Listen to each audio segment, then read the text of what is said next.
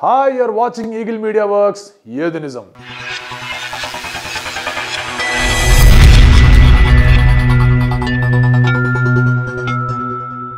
అసలు మనిషికి పునర్జన్మ ఉందా? ఉంటే అతనికి పోయిన జన్మ తాలూకు విషయాలు గుర్తుంటాయా? గుర్తుంటే అవి ఎలా అతనికి గుర్తొస్తాయి? ఏ వయసులో గుర్తొస్తాయి? గుర్తొస్తే అతను ఎలా ప్రవర్తిస్తాడు? కొందరు మనిషి ఒకేసారి పుట్టిపోతాడని నమ్మితే, లేదు ప్రతి జన్మకు ఒక కొత్త దేహాన్ని ఆవహిస్తాడని మరికొందరి నమ్మకం. అంటే పునర్జన్మ ఉందని నమ్మక తప్పదా? టెస్ట్ ట్యూబ్ బేబీల కాలంలోకి వచ్చాక కూడా పునర్జన్మ అనేది నమ్మడం అందరికీ ఆశ్చర్యం కలిగించింది.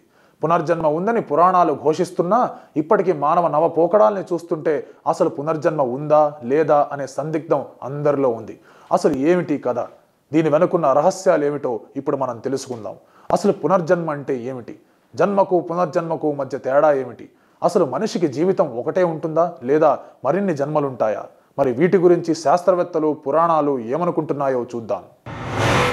ఆత్మ ఒక తనువు చాలించాక మరో దేహంలోకి ప్రవేశం చేసి తిరిగి భూమి మీదకి రావడాన్నే పునర్జన్మ అంటారు. అయితే ఈ రోబోల కాలంలో కూడా పునర్జన్మ ఉందని నమ్మేవాళ్ళు ఎంతమంది ఉన్నారో నమ్మని వాళ్ళు అంతేమంది ఉన్నారు. అసలు మరణం తర్వాత పుట్టుక ఉంటుందా అంటే అమెరికాకు చెందిన తేమాంట్ అనే నేషనలిస్ట్ లేదని అంటున్నారు. ఎంతో డబ్బు ఖర్చు పెట్టి ఎన్నో పరిశోధనలు చేసి చివరకు ఆయనకి తెలిసిన నిజం ఏమిటంటే మరణం తర్వాత మరణమేనని. కానీ పునర్జన్మ లేదని కొందరు సైంటిస్టులు అంటే ఉందని అదే సైంటిస్టులు మరికొంతమంది అంటున్నారు. ఒకవేళ పునర్జన్మ ఉంటే మరణానంతరం మనిషి ఎక్కడికి వెళ్తాడు అన్న ప్రశ్నకు సమాధానం లేదు. ఈ ఆధునిక కాలంలో ఎన్నో సమస్యలకు పరిష్కారం తెలిపిన సైంటిస్టులు ఈ ప్రశ్నకు మాత్రం సమాధానం చెప్పలేకపోతున్నారు.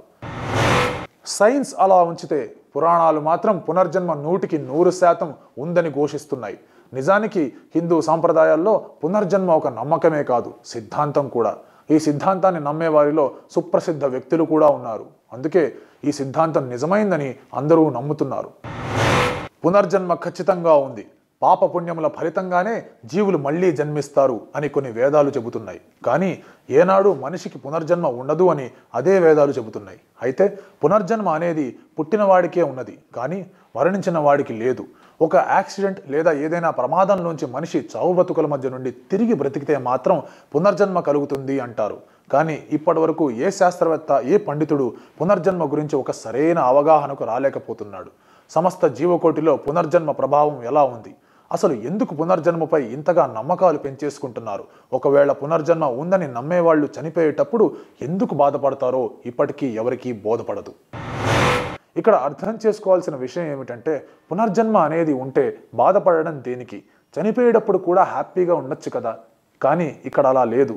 మరి ఎందుకు ఇలా అయ్యింది అంటే పునర్జన్మ ఉన్నా బాధపడడం దేనికి అంటే ఎవరూ సమాధానం చెప్పలేరు. అయితే ఈ పునర్జన్మ ప్రభావం ఒక్క మన దేశంలోనే కాదు, కోట్లాది మంది విదేశీయుల ఆలోచన విధానంలో కూడా ఒక భాగంగా మారిపోయింది. ఎంతో మంది శాస్త్రవేత్తలు ఒక్కసారిగా పుట్టడం తెలిసిన జీవి మరోసారి పుట్టడం తెలియదా అంటే మరణానంతరం పుట్టడం అనేది తెలియదన్న వాదనలు వినిపిస్తున్నాయి.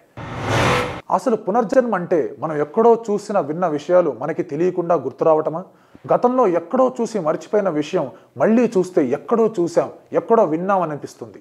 అయితే దాన్నే మనం పూర్వజన్మలో చూసాం, అప్పుడు ఇలా ఉన్నాం, అలా ఉన్నాం, ఓసారి అది చూద్దాం. నిజానికి పునర్జన్మ అనగానే కొంతమందికి పూర్వజన్మల తాలూకు విషయాలు గుర్తుకు రావడం, తాము అక్కడే ఉండి చూసినట్లుగా అక్కడ విషయాలు చెప్పడం జరుగుతుంది. కానీ అవన్నీ ఆ వ్యక్తి ఊహాతీతమని రుజువు చేశారు.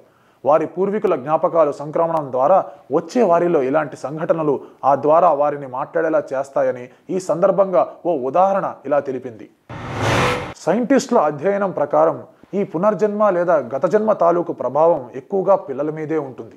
ఎందుకంటే అది వాళ్ళ మనస్తత్వం మీద ఆధారపడి ఉంటుంది. ఓసారి తండ్రి లేని ఓ 12 ఏళ్ల కుర్రాడు ఉన్నట్లుండి విచిత్రంగా ప్రవర్తించడం మొదలుపెట్టాడు. తనకు ఫలానా చోట భార్యా పిల్లలు ఉన్నారని, వారి పేర్లు వగేరా వగేరా అని వివరాలు చెప్పాడు. దీంతో అతని తల్లి ఆందోళన చెంది అతన్ని ఆ చోటుకి తీసుకెళ్లి ఆ కుర్రాడు చెప్పిన వివరాల ప్రకారం ఎంక్వైరీ చేయడం ప్రారంభించింది.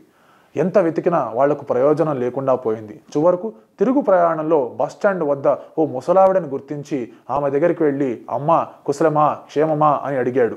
వెంటనే ఆ ముసలావిడ ఇంటికి వెళ్ళిన కుర్రాడు అక్కడున్న తన భార్యా పిల్లల్ని చూసి ఆనందపడ్డాడు. భార్యా పిల్లలు మాత్రం ఇంకా ఆశ్చర్యంలోనే ఉన్నారు. ఇదంతా అతని తల్లి ఒక వింతగా చూస్తుందట. అక్కడ పరిసరాలు చేష్టలు సాయంత్రం వరకు చూసి పిల్లవాడు తిరిగి ఇంటి మొహం పట్టి మళ్ళీ వాళ్ళ ఊసు కూడా ఎత్తకుండా ఉన్నాడట. అసలు విషయాలన్నీ కనుక్కోగా కుర్రవాడి తండ్రి ఆ కుటుంబం తాలూకు చనిపోయిన వ్యక్తి మంచి స్నేహితులు. ఓ సందర్భంలో ఆ వ్యక్తి అనారోగ్యంతో బాధపడుతుండగా ఎంత డబ్బు ఖర్చు పెట్టినా అతను బ్రతకలేదు. స్నేహితుడు అనారోగ్యంతో మంచం పట్టిన ఈ కుర్రవాడి తండ్రి తన వాళ్లకు ఏమీ చేయకుండానే చనిపోతున్నానని గాఢంగా చింతించి ఉండవచ్చు. ఆ జ్ఞాపకాలు క్రమంగా ఈ కుర్రాడి మీదకి బదిలీ అయ్యి పెద్దవాడు అవుతున్న కొద్దీ వాళ్ళు నా వాళ్లే అన్న భ్రమలో ఉన్నాడు. ఒక్కసారి వాళ్ళని చూడగానే వాళ్ళు తమకు పరిచయస్తులు మాత్రమే అనిపించి తర్వాత భ్రమను వదిలేశాడు. ఇది ఒరిస్సాలో ఓ బాలుని పరీక్షించిన సైంటిస్టులు రుజువు చేసిన సత్యం. నిజానికి పునర్జన్మ ఉందంటారా?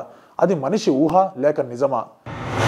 మనిషిలో కలకాలం బ్రతకాలన్న కోరిక కూడా పునర్జన్మ ఆలోచనలకు దారి తీస్తుంది. చనిపోయిన 15 నెలలకు పూర్వజన్మ ప్రాప్తి కలుగుతుందని ఒకానొక పరిశోధనలో తెలిసింది.